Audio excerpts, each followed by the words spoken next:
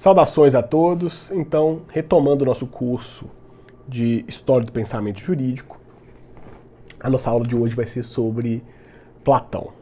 E, vamos dizer, nós já percorremos um certo percurso na transição aqui da história do pensamento jurídico, principalmente aqui as contribuições do pensamento pré-socrático, da sofística, algumas incursões sobre Sócrates e o que seria o Sócrates histórico, um pouco do que seria o Sócrates platônico. Sócrates, então, volta aqui também nessa discussão quanto à filosofia platônica propriamente dita. E claro que talvez cito a frase de Alfred North Whitehead, que é um filósofo da tradição analítica do século XX, escreveu junto com Bertrand Russell alguns livros sobre a filosofia matemática, então está relacionado muito à tradição analítica realmente, mas ele tem um insight que traz uma imagem muito peculiar, que a filosofia ocidental nada mais seria do que notas de rodapé a Platão. É um dito que, de certa forma, traz verdade, traz uma verdade. Porque a tradição da filosofia ocidental como um todo, ela dialogou com Platão, em maior ou menor grau.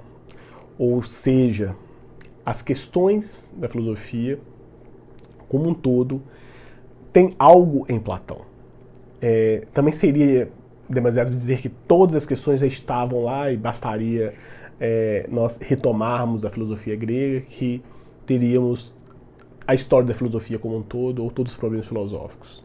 Não é bem nesse sentido.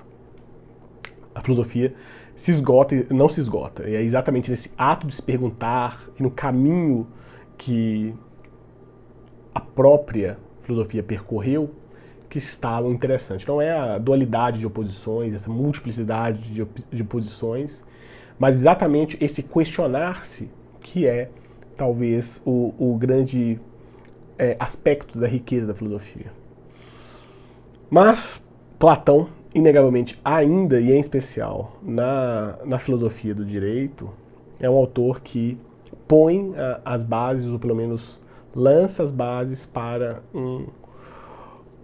talvez o primeiro tratado sobre justiça, vamos colocar assim. A gente pode ler que a chamada República, ou Politeia de Platão, é uma obra, é um tratado sobre a justiça. E isso é muito importante para a gente poder pensar, em especial, a nossa disciplina de História do Pensamento Jurídico. Em muitos momentos, o pensamento platônico vai ser retomado, ou pelo menos Platão será uma grande sombra na tradição ocidental. E a nossa pretensão aqui é muito humilde no final das contas. Platão é um autor que você pode se dedicar a vida toda e ainda não vai esgotar. Talvez o autor da antiguidade que ele e Aristóteles, claro, são os autores que mais obras chegaram até nós. Então, vamos dizer, são mais de 2000 anos de traduções, de interpretações, de recepções, de releituras em relação a Platão e Aristóteles. E, mesmo na tradição brasileira, nós contamos com diversas traduções. Vamos dizer, nenhuma tradição ocidental consegue se fixar intelectualmente, ou pelo menos adquirir maturidade filosófica, sem perpassar, vamos dizer, os grandes cânones da filosofia ocidental, que estão certamente em Platão e Aristóteles. Eu jamais negaria essa possibilidade. Desconhecê-los é realmente desconhecer a tradição filosófica. Mas é aquele tipo de coisa, a gente tem que reconhecer também a nossa própria limitação. Retomar Platão é um esforço intelectual extremamente grande. E é muito interessante porque autores de tradições das mais variadas no século XX, ou mesmo no século XIX, vão se reportar ao pensamento platônico ou pelo menos se dedicar ao pensamento platônico. Então, por exemplo, ler Nietzsche sem compreender Platão, não ver em Nietzsche a série de revisões, discussões e oposições, no final das contas, a Platão, em um certo sentido, ou em especial a tradição platonista, porque a gente vai fazer essa distinção ao longo da aula também, é algo extremamente importante. Então, a minha pretensão em relação à história do pensamento jurídico é bastante modesta. E assumindo isso, a gente vai trabalhar assim, muito brevemente dois grandes aspectos. Então, vocês podem ver aqui no mapa que eu vou trabalhar algumas questões sobre influência, sobre a teoria dos mundos das ideias, vai poder fazer alguma quebra sobre eventual leitura por demasiada reducionista do pensamento platônico, que eventualmente exista em vocês, e nem quer dizer que seja a leitura mais correta, mas é a leitura que os estudiosos, algumas leituras que os estudiosos de Platão colocam enquanto posição. E aí já discuti um pouquinho, e é isso aí principalmente o que está na República, eu coloquei politeia, que é a tradução que nós utilizamos, né, para o termo grego politeia. E depois são um diálogo à República, outro diálogo às leis. São momentos distintos da formação de Platão, momentos distintos da percepção dele sobre o fenômeno político. E aí, ao final, vão ser uma série de vídeos, né, vídeos curtos, depois das respostas a Platão e o que seria o platonismo, porque a gente tem que saber e já ter isso de forma muito clara, uma coisa é Platão, outra coisa é o platonismo, ou seja, a recepção de Platão ao longo da história, em especial da antiguidade tardia, com que fez quase que consolidasse certas posições, como é a leitura do mundo inteligível, que nós veremos em breve. Então, brevemente, a gente vai ver algumas influências de Platão para poder destacar alguns elementos. A gente vai voltar a isso na medida do possível dentro dos diálogos, em especial na República, porque Platão é um autor, eu não diria enigmático, mas ele acaba usando recursos estilísticos que podem enganar o leitor. O diálogo, enquanto forma de exposição, ele é capcioso, porque parece, na leitura do diálogo, que você está compreendendo a discussão, as posições que são colocadas dentro do diálogo. Mas o texto também possui camadas, e quando Platão adota certos usos específicos de certos termos, pode levar ao engano de uma certa... estou compreendendo. E é claro que no campo semântico, o que Platão expõe é compreensível, vamos dizer, comparando, né? Uma coisa é a filosofia antiga, na exposição dos diálogos, se pegar seja os diálogos platônicos, ou mesmo obras posteriores, já do período romano, que algumas também são escritas em modos de diálogos ou em exposições mais livres. O vocabulário não é absurdamente diferente de uma conversa de uma pessoa com nível de cultura. Diferentemente da filosofia acadêmica, principalmente a partir do século XVIII. Se a gente pega um texto técnico do século XVIII, já no final do século XVIII ou do século XXI, que já tem diferenças significativas, pega um texto de Voltaire, pega um texto de Rousseau, e depois tentem pegar um texto de Hegel. Ou, já no século XXI, tentem pegar um texto da Judith Butler, ou um texto do Jacques Derrida. São, vamos dizer, níveis de linguagem, camadas de linguagem completamente distintas, com campos semânticos, uso de termos e retomadas de tradições que, muitas vezes, quem não conhece, acaba ficando perdido no texto. Diferentemente do texto platônico. Quando você se depara com o diálogo, ele é talvez uma das formas mais claras de exposição. E talvez seja por isso que Platão tenha adotado o diálogo e tem sido o mestre do estilo. Mas só que nessa questão da influência a gente não pode ignorar certos aspectos, porque principalmente dentro da República a gente vai ver que na posição do estado ideal, pelo menos das proposições que existem dentro do texto, o próprio fato do poeta não estar, ser expulso da república, do estado ideal platônico, só faz sentido se a gente ler o contexto da própria formação intelectual de Platão.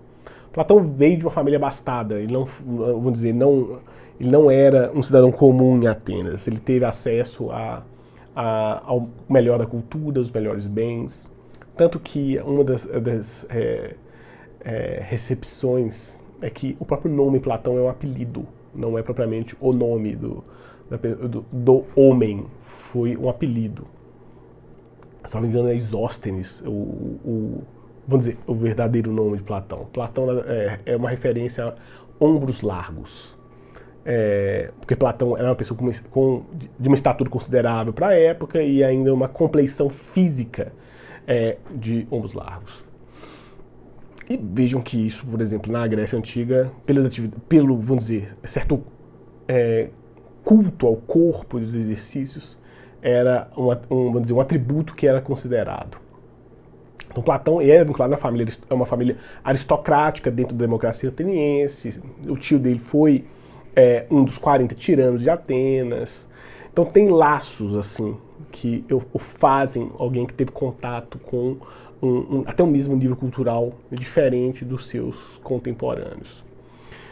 E como todo grego antigo e, vamos dizer, de uma condição econômica como Platão teve, o que era comum? Acesso vamos dizer, aos exercícios físicos, claro, mas também o quê? A lírica e a poesia e vamos dizer, os teatros, as declamações públicas. Então, ou seja, um ambiente cultural muito grande.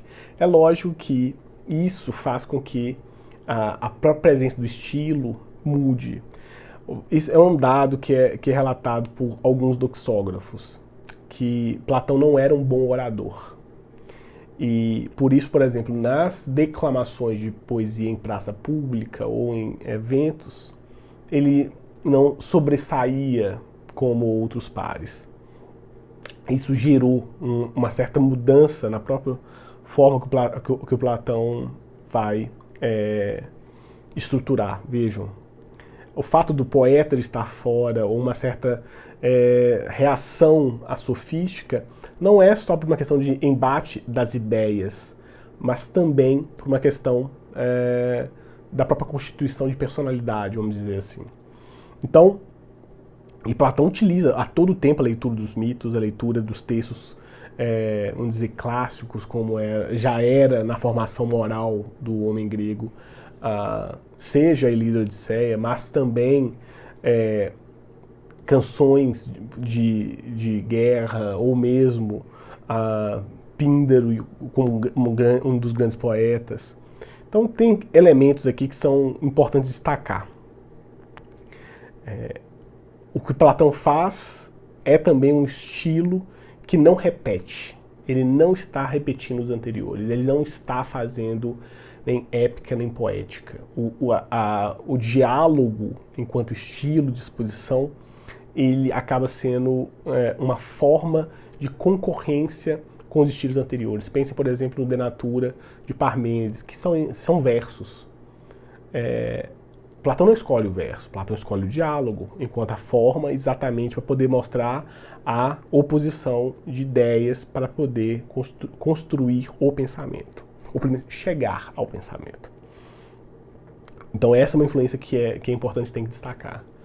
Outra influência que é necessária aqui é a relação de Pitágoras e o orfismo. São coisas distintas, mas aqui a gente vai trabalhar enquanto influências próximas. Principalmente na questão das teses de imortalidade da alma, leituras sobre o mundo, vamos dizer, o mundo religioso grego. Então são elementos que estão presentes no pensamento platônico. Inegavelmente, e nós já falamos isso anteriormente, Platão inaugura um período de grandes sínteses do pensamento grego. Então, ele retoma imagens da filosofia anterior, em especial Parmênides e Heráclito. Então, aquilo que nós vimos ou vamos dizer, a centralidade do ser, de um certo intelectualismo que nasce com Parmênides e uma centralidade do movimento em Heráclito, é, de certa forma, tentada uma conciliação por parte de Platão, nesse sentido. Então, são duas figuras que são essenciais. Mas a figura que talvez mais tenha influenciado o próprio Platão tenha sido Sócrates, seu mentor intelectual. Ele acompanhou Sócrates nas suas, vamos dizer, lições em Atenas durante muitos anos. A estimativa beira por volta de 20 anos sendo discípulo de Sócrates. Só depois da morte de Sócrates é que Platão vai fundar a academia por outro contexto, e a vida de Platão tem várias, vamos dizer, especificidades. A ida para Siracusa, se for necessário, a gente menciona isso depois dentro da parte da República. Então, mas tem aspectos assim muito peculiares na relação de Platão com Sócrates, histórico, vamos dizer assim. E não é à toa que Sócrates é eleito o personagem principal dos diálogos. Não é que o diálogo gira a partir de Sócrates, mas Sócrates, na maioria dos diálogos, com exceção das leis, ele aparece enquanto um personagem de prioridade, ou centralidade na maioria dos diálogos e prioridade em quase todos. E isso faz, obviamente, um uso retórico da figura do Sócrates. Talvez nem tudo que Platão tenha escrito realmente sejam doutrinas socráticas. Talvez há mais de Platão na boca de Sócrates do que possamos imaginar. Mas isso é a velha questão dos relatos. O relato que predomina é o relato platônico na história da filosofia.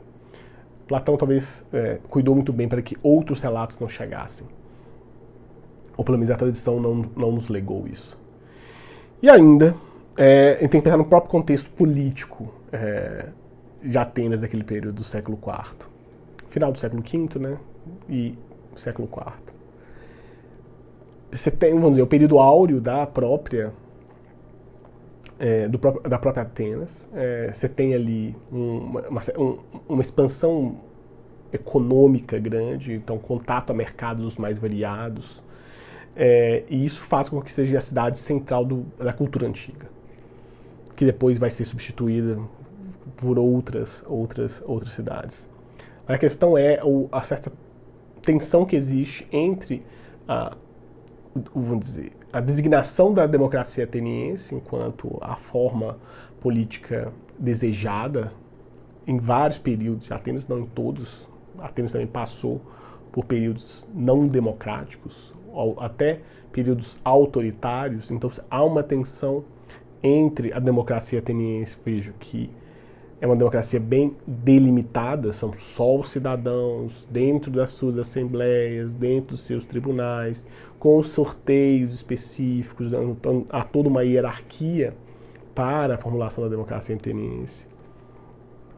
Tem um texto que está na minha lista de leitura para o futuro, do Johann Bleichen, que é um autor alemão, está muito velhinho, deve estar com mais de 80 anos hoje, que é um texto só sobre a democracia ateniense, um calhamaço de 600 páginas. E aí trabalhando assim, todos esses elementos da formação, de elementos do direito grego, né, e das relações com a própria filosofia. É uma obra extremamente densa, mas está na minha lista interminável de leitura.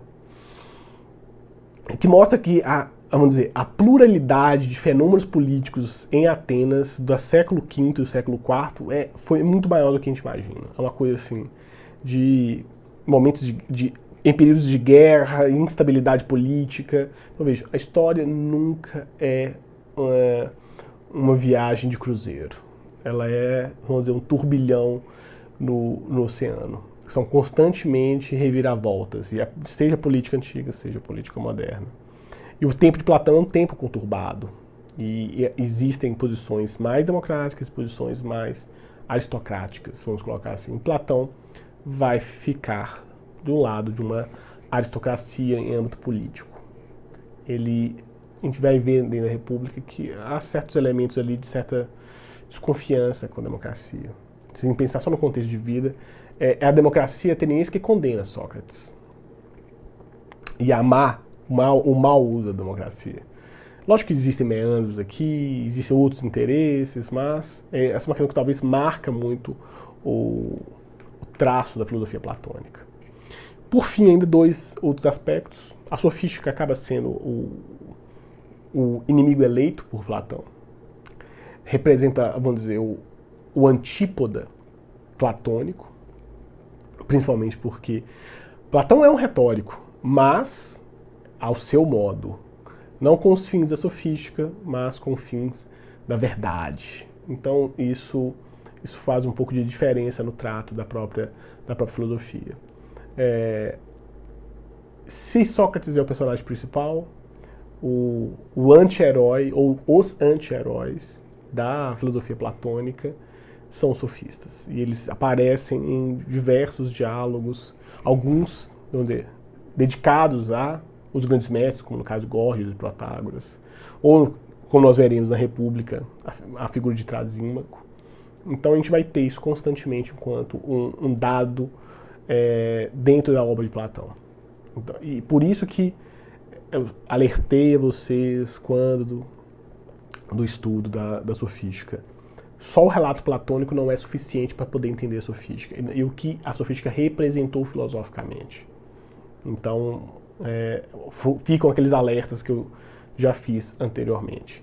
E por fim, a questão da matemática, que é talvez uma dos grandes pontos para Platão e para a compreensão do mundo antigo. A compreensão, a paideia, enquanto formação integral, ela também perpassava estudos. Veja, os gregos não são os pais da matemática, mas são, vamos dizer, os gênios da matemática, colocando nesse sentido. Outros povos já fizeram cálculos e fórmulas antes dos gregos, como os próprios gregos assimilaram uma série de questões dos sumérios, dos egípcios, mas o desenvolvimento da matemática enquanto uma certa ciência, enquanto episteme rigorosa, acaba sendo um dos pontos. E dizem, e aí Diógenes Laércio mais uma vez, que na República, na Academia de Platão, ou seja, a escola, né, existia lá uma... Não entre aqui quem não saiba matemática. Quem não sabe é aritmética, né? O termo era mais utilizado a aritmética pelo que fica nas traduções. Aí é lógico que vai ser uma questão de exegese do texto grego, mas não entra aqui quem não saiba matemática. Porque para Platão era um certo pressuposto para a filosofia a capacidade dos raciocínios matemáticos. Não é à toa que Pitágoras é uma influência do pensamento platônico. Então esse é um aspecto que a gente tem que considerar. Essa gama de influências, não só porque, por exemplo, estava consultando o Handbuch Platon, da Metzinger, que é uma editora alemã, que é uma obra recente, 2017, que reúne os estudos mais contemporâneos sobre Platão de uma forma muito sistemática, organizada, uma coisa assim impecável. Sempre que eu quero tirar alguma dúvida sistemática, eu vou, consulto essas obras. E lá, por exemplo, coloca influências de outros autores, até de pré-socráticos como do Anaxágoras, como do Xenófanes, e até a omissão quanto a Demócrito, só para dar um exemplo. Então, e separam, por exemplo, discussões sobre o orfismo, sobre Pitágoras e o pitagorismo, então fazer uma distinção entre os movimentos e o que propriamente Pitágoras coloca nos fragmentos. Então é um texto assim, extremamente completo, e eles destacam a questão da matemática. E a relação dessa questão das influências com o contexto político, acima de tudo. Também Platão é um filho do seu tempo. Então as discussões que vão ecoar e ressoar nos diálogos fazem parte da trama da vida ateniense antiga. Então a ideia desse primeiro vídeo é uma apresentação dessas influências. As aulas sobre Platão podem ser um pouco mais lentas, vamos colocar assim, porque Platão é demasiadamente importante para a gente passar rapidamente. Então, a gente vai caminhando dentro do pensamento platônico, para vocês terem algumas algumas noções, em especial nas suas relações com o pensamento jurídico, ok? Então, em breve, a gente retoma isso. Até mais.